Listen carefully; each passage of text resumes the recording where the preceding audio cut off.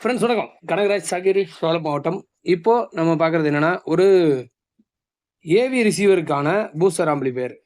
என்னன்னா, Harman garden AV receiver வந்து நம்ம கஸ்டமர் வச்சிருக்காங்க. அதில வர்ற சவுண்ட் அவங்களுக்கு பத்தல. அவங்க வந்து வேற டவர் ஸ்பீக்கர் வந்து 2 நம்மட்டருந்து வாங்கியிருந்தாங்க. அது வந்து ஒரு 2018ல வாங்குனது. அதுக்கப்புறம் தான் இந்த ஹார்மன் கார்டன் அவங்க வாங்குனாங்க. அதையும் அதில கனெக்ட் பண்ணி அவரால கேட்க முடியல. குறிப்பிட்ட வால்யூம்க்கு மேல வச்சா அது வந்து புரொடக்ஷன் ஆன் ஆயிருது. ஸோ அதுக்கு ஒரு ஆம்பிளிஃபையர் வேணும்னு என்கிட்ட கேட்டிருந்தாரு. அதுக்காக செஞ்சது தான் இந்த ஆம்பிளிஃபையரு. பார்த்தீங்கன்னா, டிரான்ஸ்ஃபார்மர் 28028ல 8 ஆம்பியரு. ஸ்பீக்கர் புரொடக்ஷன் 5 சேனலுக்கு 5 speaker production. High to low converter use பண்ணியிருக்கேன். அந்த ஸ்பீக்கர் லைன எடுத்து இதில குடுத்தாச்சு. இதுலேருந்து லோவா சிக்னலா கன்வெர்ட் பண்ணி ஒரு மாஸ்டர் வால்யூம் குடுத்து, மாஸ்டர் வால்யூம்லேருந்து நம்ம IRF 250 5 சேனல் போர்ட யூஸ் பண்ணியாச்சு. கஸ்டம் மேடு பேனல் வந்து நம்ம இத வந்து யூஸ் பண்ணோம். இதில வந்து பார்த்தீங்கன்னா, அந்த ஹார்மன் கார்டன்ல ப்ரீ அவுட் வந்து சப்புக்கு மட்டும் தான் இருக்கு. ஸோ வேற எந்த சிக்னலும் அவுட் இல்ல. அதனால ஸ்பீக்கர் அவுட் எடுத்து நம்ம யூஸ் பண்ணிட்டோம். இது வந்து சப்வூஃபர் ஆக்டிவ் சப்வூஃபர் வந்து நம்ம அவருக்கு பண்ணியிருந்தோம். 12 இன்ச் 1200 JBL வந்து அவர் வந்து யூஸ் பண்றாரு. ஸோ இது வந்து பேக்ல வர கண்ட்ரோல் பண்றதுக்கான இடம். சப்வூஃபர் ப்ரீ பார்த்தீங்கன்னா 2-in-1 V2ல பெரிய ஐசி இருக்கிற பக்கம் யூஸ் பண்ணியிருக்கோம். அதுக்கு வந்து ஒரு குழியா ஒரு தொட்டி மாரி பண்ணி, அதில வந்து நம்ம இந்த கண்ட்ரோல் எல்லாம் மாட்டியாச்சு. கண்ட்ரோல்லாம் மாட்டி, அது வந்து கமுத்தி வச்சாலும், அதாவது செவுத்தோட இடிச்சு வச்சாலும், அந்த நாபு வெளிய நீட்டிட்டு இருக்காத மாரி பண்ணியாச்சு. உள்ள யூஸ் பண்ண மெட்டீரியல்லாம் இதுதான்.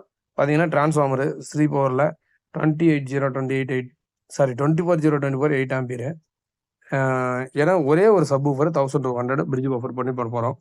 அதனால ஒண்ணே போதும். 28028 8 ஆம்பியர் டிரான்ஸ்ஃபார்மரு. 10 ஆம்பியர் டயோடு ஒரு 4 வச்சு பிரிட்ஜ் ரெக்டிஃபையர் போட்டோம்.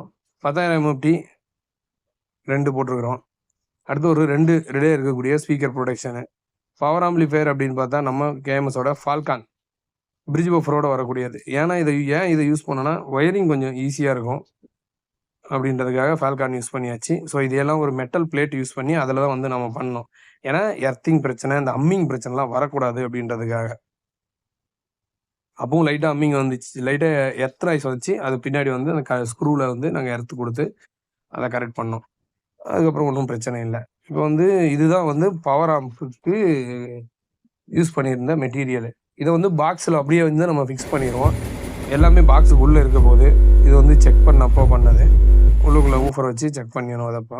இந்த மாதிரி தான் நாங்க வந்து ஊஃபர் அங்க அவங்க வீட்ல வந்து கனெக்ஷன் பண்ணியிருந்தோம்.